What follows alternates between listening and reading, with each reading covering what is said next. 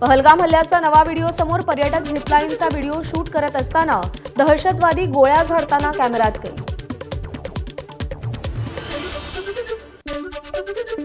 Zipline करत असताना दहशतवाद्यांचा हल्ला झाला. या प्रकरणी पर्यटक ऋषी भट्ट आणि त्यांना झिपलाईन करवणाऱ्या व्यक्तीची एनआयए कडून चौकशी होणार. पहलगाम हल्ल्याचा आणखी एक व्हिडिओ समोर. दहशतवाद्यांच्या गोळीबारावेळी लपून बसलेल्या पर्यटकांचा व्हिडिओ समोर. जवळून मृत्यू पाहणाऱ्या पर्यटकांचा व्हिडिओ व्हायरल.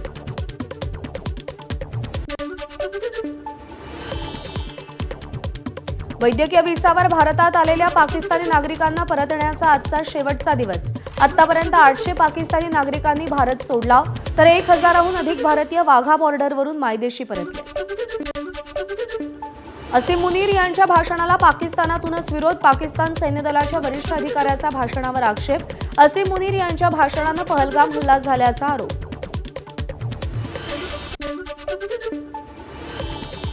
पाकिस्तानच्या वजिरिस्तानमध्ये बॉम्बस्फोट. 7 जणांचा मृत्यू तर 16 जखमी. काश्मीरच्या पहलगाममधील हल्ल्यानंतर पाकिस्तानात बॉम्बस्फोट. भारताकडून संभाव्य कारवाई होण्याच्या भीतीनं पाकिस्तान बिथरला. पाकिस्तानचं हवाई क्षेत्र 28 ते 30 एप्रिलपर्यंत बंद राहणार. इस्लामाबाद आणि लाहोर दरम्यान प्रवासी विमानाच्या वाहतुकीला बंदी. दहशतवादी हल्ल्यासारख्या कृतींमुळे आपण पाकिस्तानात जाऊ हा पाकिस्तानचा गैरसमज.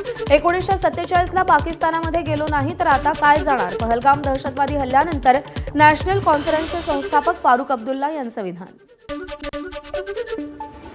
पाकिस्तानचे परराष्ट्र मंत्री इशाक दार यांची चीनचे परराष्ट्र मंत्री वांग यी यांच्याशी दूरध्वनीवरून चर्चा.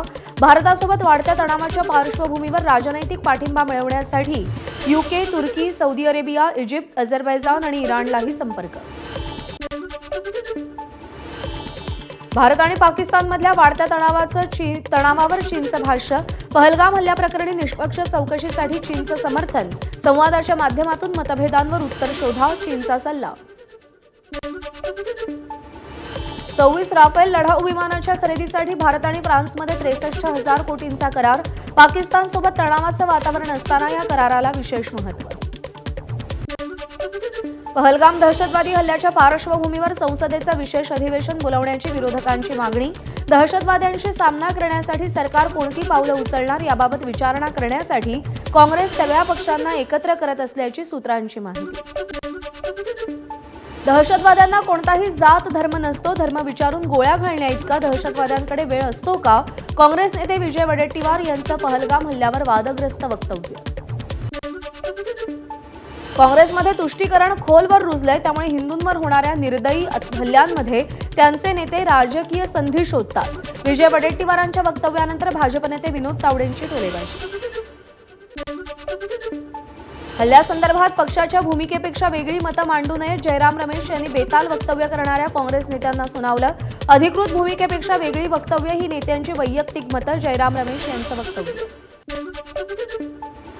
वडेट्टीवारांचं वक्तव्य म्हणजे असंवेदनशीलतेचा आणि देशविरोधी मानसिकतेचा कळस. भाजपचे प्रदेशाध्यक्ष चंद्रशेखर बावनकुळे यांची विजय वडेट्टीवारांवर टीका. वडेट्टीवारांची मानसिकता ही तुष्टीकरण आणि हिंदूंचा द्वेष करणारी. त्यांच्यावर देशद्रोहाचा गुन्हा दाखल करावा. नितेश राणेंची मागणी. वडेट्टीवारांचं डोकं फिरलंय. प्रत्यक्षदर्शींनी घडलेली घटना सांगितली आहे. भाजप आमदार प्रसाद लाड यांची वडेट्टीवारांवर टीका. केंद्रीय मंत्री शोभा करंदलाजे यांचं मुख्यमंत्री देवेंद्र फडणवीसांना पत्र. काँग्रेस नेते विजय वडेट्टीवार यांच्यावर देशविरोधी आणि दहशतवाद्यांना पाठिंबा देणाऱ्या कथित विधानांसाठी कारवाई करण्याची विनंती केली.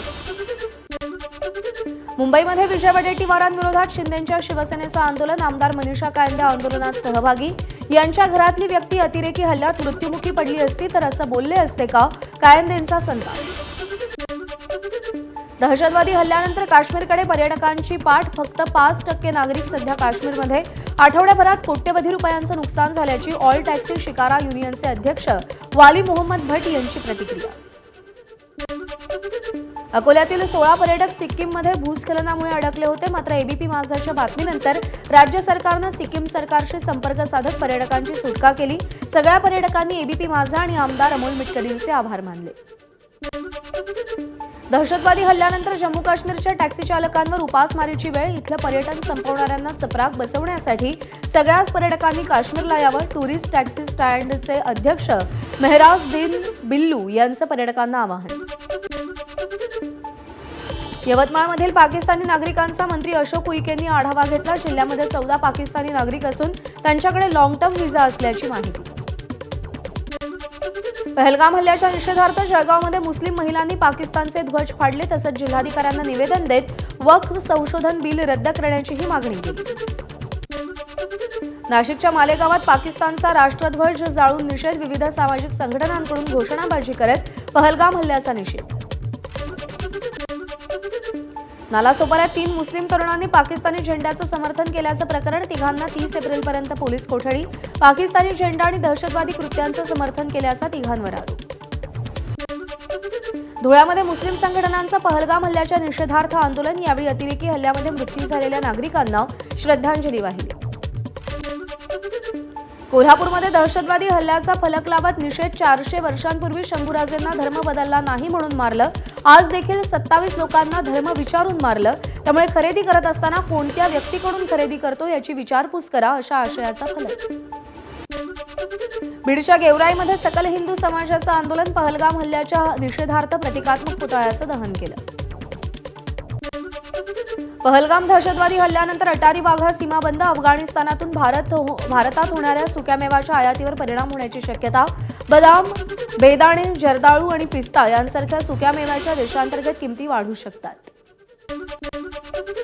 पहलगाम हल्ल्यातील मृत संतोष जगदाळेंच्या मुलीला सरकारकडून मदत, आसावरी जगदाळेला DY पाटील कॉलेजमध्ये नोकरी मिळणार. मुख्यमंत्री देवेंद्र फडणवीस यांचा अजिंक्य पाटील यांना फोन. एबीपी माझा, उघडा डोळे बघा नीट.